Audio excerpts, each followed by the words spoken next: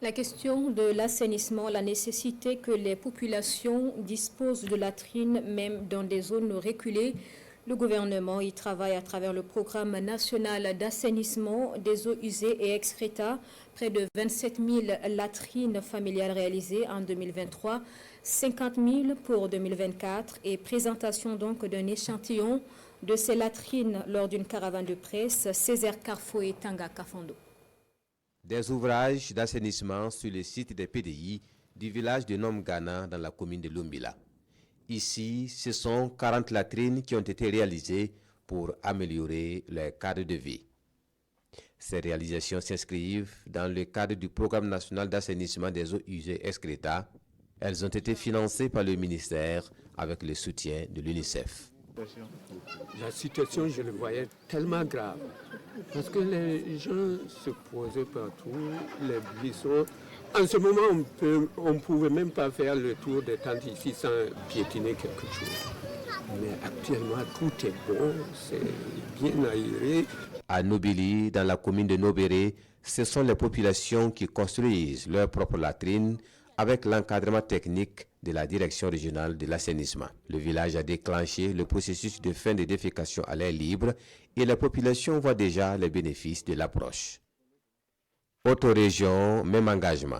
Dans l'arrondissement 7 de la commune de Bobo-Dioulasso, le village de Nassau a déclenché le processus de fin de défécation à l'air libre. L'État, à travers la direction régionale de l'assainissement, appuie les ménages vulnérables à côté des autoréalisations. À Sogopelsi, dans la commune de Poix, les populations attendent avec impatience leur certification de fin de défécation à l'air libre. Le village montre patte blanche. Tous les ménages se sont dotés de latrines et ont pris à bras le corps la question de l'assainissement.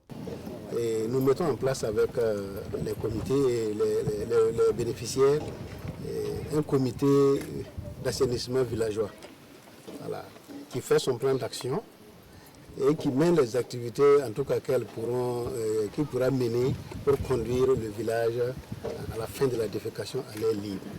Voilà, donc le rôle de l'association est d'accompagner ce comité-là dans ce sens, en les donnant des conseils pour qu'ils puissent réaliser pleinement leur plan d'action et atteindre l'objectif qui est la fin de la défécation à l'air libre. Ces actions menées entre 2022 et 2023 ont permis de faire progresser le taux d'accès à l'assainissement de 27,5% à 28% en 2023.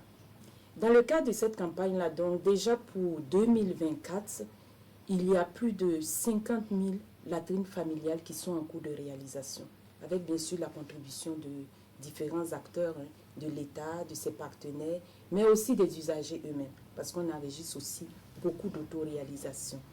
Il y a également 2328 blocs de latrines dans les écoles, les centres de santé et les lieux publics qui sont en cours de réalisation. Vous avez pu le constater sur le terrain. Et on a 221 villages qui seront certifiés fin de défécation à l'air libre dans certaines régions du pays. Et on a aussi les travaux de construction de 3 nouvelles stations de traitement de boues de vidange qui sont en cours. Des réalisations qui vont se renforcer en 2025 avec la participation de l'initiative présidentielle pour le développement communautaire. Le programme national de l'assainissement des eaux usées et excréta vise à booster le taux d'accès à l'assainissement et à mettre fin à la défécation à l'air libre, et ce par le changement de comportement en milieu rural tout comme en milieu urbain.